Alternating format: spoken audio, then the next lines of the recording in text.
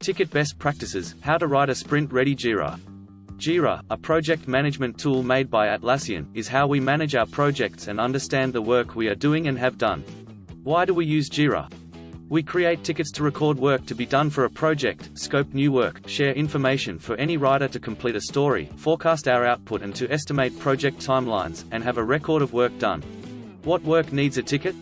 There aren't hard and fast rules about what work needs a Jira ticket and what doesn't.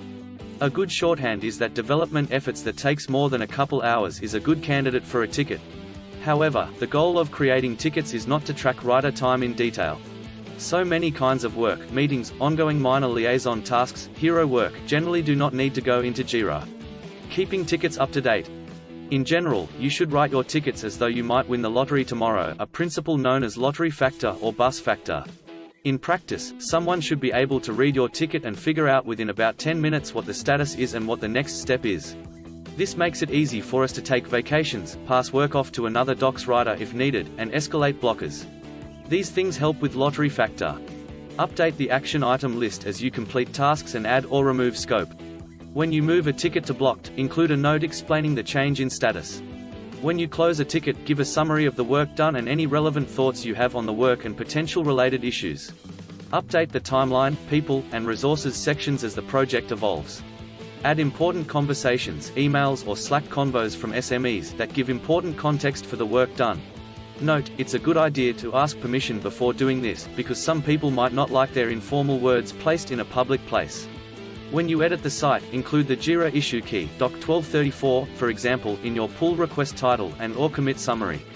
That makes it easier for other writers to connect the dots later if we're trying to figure out why something changed or who knows about a particular subject. Checklist for writing a good ticket. Helpful title.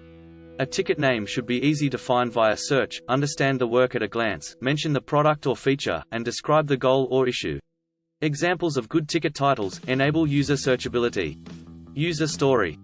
According to Atlassian, a user story is an informal, general explanation of a software feature written from the perspective of the end user. Its purpose is to articulate how a software feature will provide value to the customer. User stories are often expressed in a simple sentence, structured as follows: as a persona, I want a goal_description, so that customer_value_description. Action items. An action item list describing the work to be done. What docs are affected. How the resulting work should be structured. Whether or not a peer edit is needed. Anyone who should be notified when a doc is published. Proper sizing. Story is scoped to the smallest reasonable size. Can be completed within a 2-week sprint. Delivers incremental value. Dates. Publication date or due date. Dates for other key events, limited preview, public preview, general availability. Resources and people. People, including last names and roles. List of related or affected docs. Other internal and external resources. Related issues. Labels and fields. Component, product group, and priority. Acceptance criteria. Acceptance criteria are the requirements that need to be met in order to mark a user story as complete. For example, if your user story is, as a new Relic customer I want to know how to interpret AI anomalies in order to monitor my site and protect myself against incidents, then the acceptance criteria would be, a complete and published doc describing AI anomalies.